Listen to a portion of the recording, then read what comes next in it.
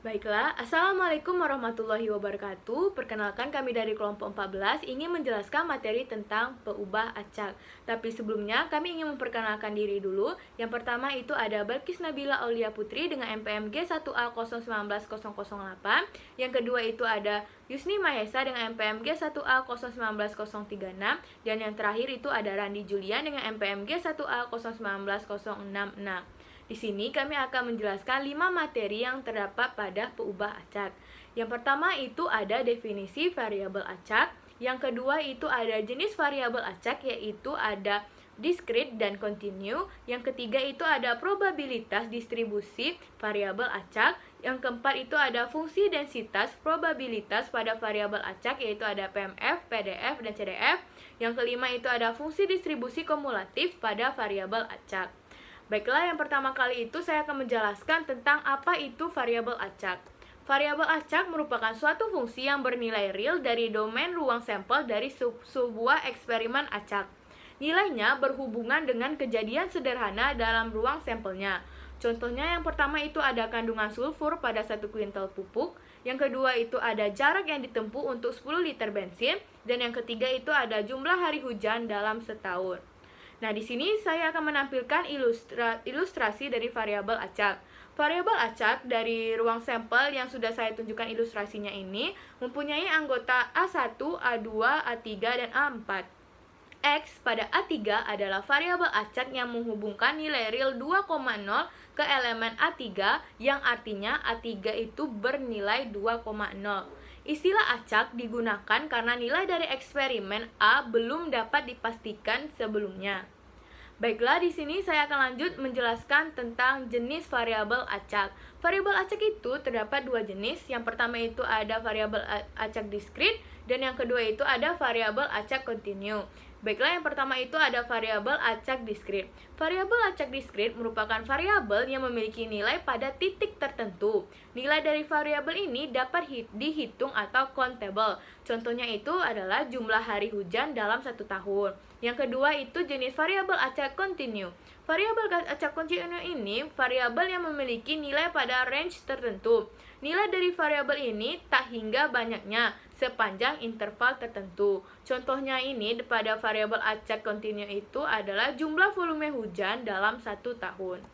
Baiklah, selanjutnya saya akan memperkenalkan variabel acak itu sendiri. Variabel acak itu sendiri memiliki notasi X kapital atau variabel acak yang bernama variabel acak, dan nilai X itu nilai variabel acak. Fungsi dari variabel acak itu, suatu fungsi variabel acak adalah merupakan variabel acak itu juga. Yang kedua itu, jika X adalah variabel acak, maka Z, F, dan X adalah variabel acak itu juga. Nah, di sini saya akan menampilkan satu contoh soal mengenai variabel acak, yaitu sebuah laundry memiliki 4 mesin cuci yang bisa disewa pelanggan. Diperkirakan mesin-mesin tersebut dapat berfungsi hingga 5 tahun ke depannya. Jika X menyatakan keadaan mesin yang masih baik, tentukan ruang sampel dari variabel acak X. Nah, di sini saya akan memisalkan barang mesin cuci yang baik itu sebagai B dan mesin cuci yang buruk itu sebagai R. Di sini pasti akan muncul peluang, ada 16 peluang mesin cuci tersebut. Yang pertama itu yang mesin cucinya masih baik semua atau 4-4-nya baik, itu ada 1. Berarti nilai peluang bilangan realnya itu 4. Yang kedua itu mesin cuci yang 1 yang bagus dan 3-nya rusak, itu ada 4 peluangnya. Berarti yang peluang baiknya itu cuma ada 1. Yang ketiga itu ada mesin cuci 2 baik dan 2 rusak, itu ada 6 peluang. Maka yang mesin cuci baiknya itu ada nilainya itu 2 bilangan. Terus yang ketiga itu ada mesin cuci dan yang 3-nya baik dan 1-nya buruk, itu ada 4 peluangnya. Berarti yang mesin cuci baiknya itu ada 3. Terus yang terakhir itu yang terakhir itu 1 peluang, yaitu rusak semua. Maka bilangan real yang menyatakan mesin cuci itu masih baik itu nggak ada atau 0. Sehingga dari tabel tersebut dapat diketahui bahwa variabel acak X itu bernilai 0, 1, 2, 3, dan 4. Dan ruang sampelnya itu bernilai S itu elemen X dengan X kurang dari 4 dan X lebih dari 0. Baiklah, di sini saya akan melanjutkan mengenai probabilitas variabel acak. Apa itu probabilitas variabel acak? Probabilitas variabel acak adalah peluang terjadinya kemunculan nilai dari variabel acak X. Nilainya berkisar dari 0 hingga 1. Peluang kemunculan nilai variabel acak X pada sebuah range tertentu akan tersebar dengan model sebaran tertentu yang disebut distribusi probabilitas. Jumlah dari seluruh fungsi distribusi probabilitas akan menuju nilai maksimum dari probabilitas yang disebut dengan cumulative distribution function atau CDF. Distribusi probabilitas variabel acak diskrit. Fungsi massa probabilitas atau PMF. Jika pada sebuah pengamatan ditampilkan seluruh outcome atau keluaran yang mungkin dari variabel diskrit X, yaitu X1, X2 hingga Xn, maka nilai-nilai probabilitas masing-masing variabel diskrit dinyatakan X sebagai Px sama dengan X1, Px sama dengan X2, P dalam kurung X sama dengan X3, hingga Px sama dengan Xn, atau Px1, Px2, Px3 hingga Pxn. Nilai-nilai dari fungsi probabilitas berada dalam interval 0 sampai 1 sehingga 0 kurang dari Px kurang dari 1. Jumlah seluruh nilai fungsi probabilitas 1 sehingga sigma Px sama dengan 1. Kemudian, distribusi probabilitas variabel acak diskrit fungsi distributif kumulatif atau CDF menyatakan jumlah dari seluruh nilai fungsi probabilitas yang lebih kecil atau sama dengan satu nilai yang ditetapkan dinyatakan sebagai Fx sama dengan Px kurang dari X sama dengan Fx sama dengan sigma Pi kurang dari X P V, dan Fx sama dengan Px kurang dari X sama dengan Px sama dengan X1 ditambah Px sama dengan X2 ditambah Px sama dengan Xn. Kemudian min dari distribusi probabilitas diskrit yaitu sigma dari T sama dengan 1 hingga T sama dengan N dari X ke T dikali probabilitas S ke T. Sedangkan varians dari distribusi probabilitas diskrit adalah sigma dari T sama dengan 1 hingga T sama dengan N dan X dari X ke T dikurang min dikuadratkan dikali probabilitas X ke T. Berikut itu ada contoh soal untuk distribusi probabilitas variabel acak diskrit, yaitu sebuah dealer motor mempunyai rincian jumlah motor per hari selama 200 hari seperti berikut.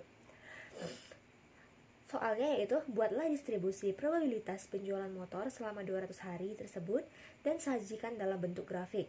Yang kedua, cari fungsi distribusi kumulatif dan sajikan dalam bentuk grafik. Berikut jawaban dari A dan B. Di sana sudah ada grafik serta tabel frekuensi dari contoh ketiga.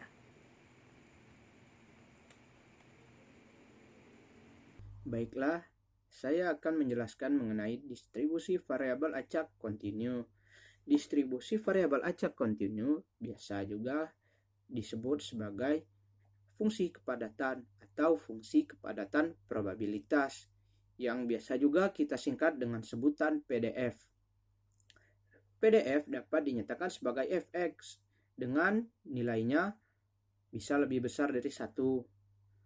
Lalu PDF juga memiliki beberapa syarat yang harus dipenuhi yang dapat rekan-rekan semua lihat. Ya, lalu distribusi variabel acak kontinu memiliki beberapa fungsi, yaitu 1. Secara teoritis, kurva probabilitas populasi diwakili oleh poligon frekuensi relatif yang dimuluskan.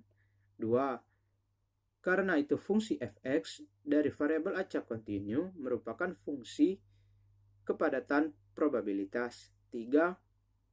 PDF menggambarkan besarnya probabilitas per unit interval nilai variabel acaknya.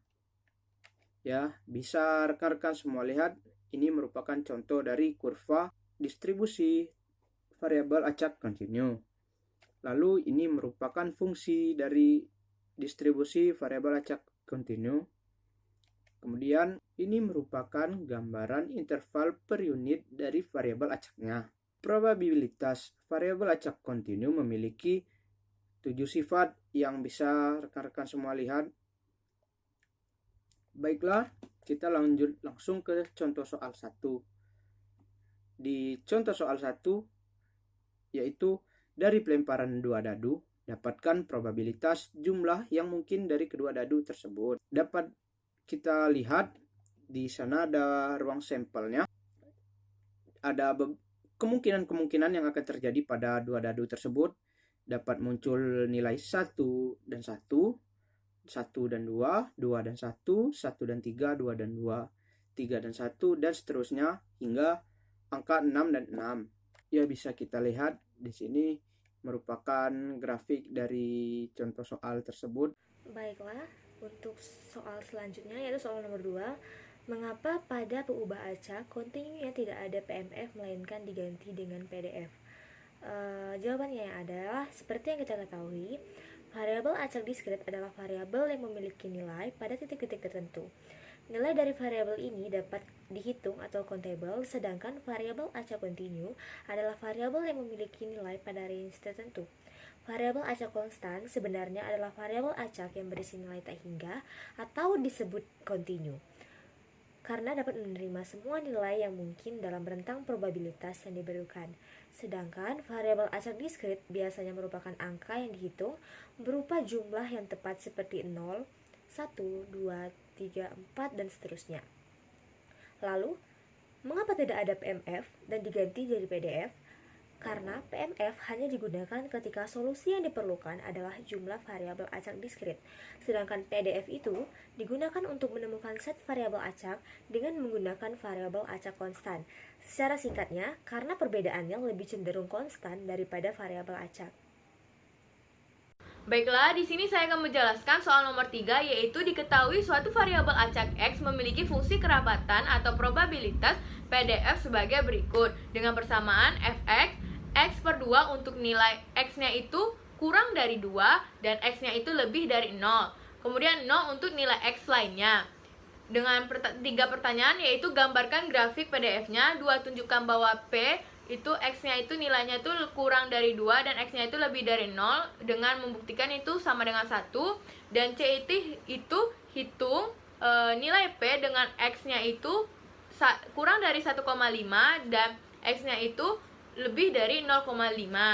Baiklah, di sini saya telah menjelaskan dan memaparkan grafik PDF-nya. Karena kita ketahui persamaannya itu X per 2 dengan nilai elemen X-nya itu kurang dari 2 dan lebih dari 1, kita bisa lihat dengan arsiran yang warna hijau itu merupakan nilai dari grafik PDF-nya. Kemudian itu soal yang kedua itu bukti dengan bahwa P nilainya itu X kurang dari 2 dan X-nya itu lebih dari 0 itu sama dengan 1.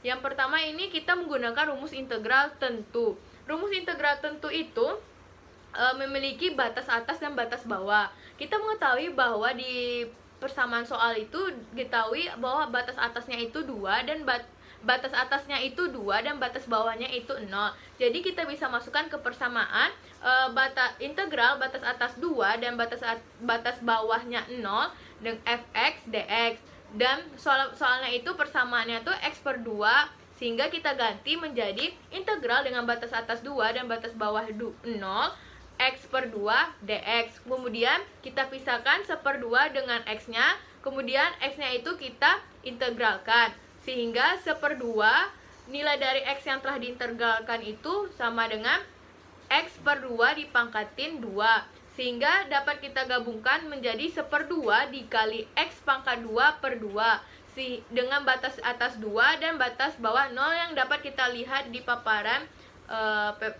penjelasan saya.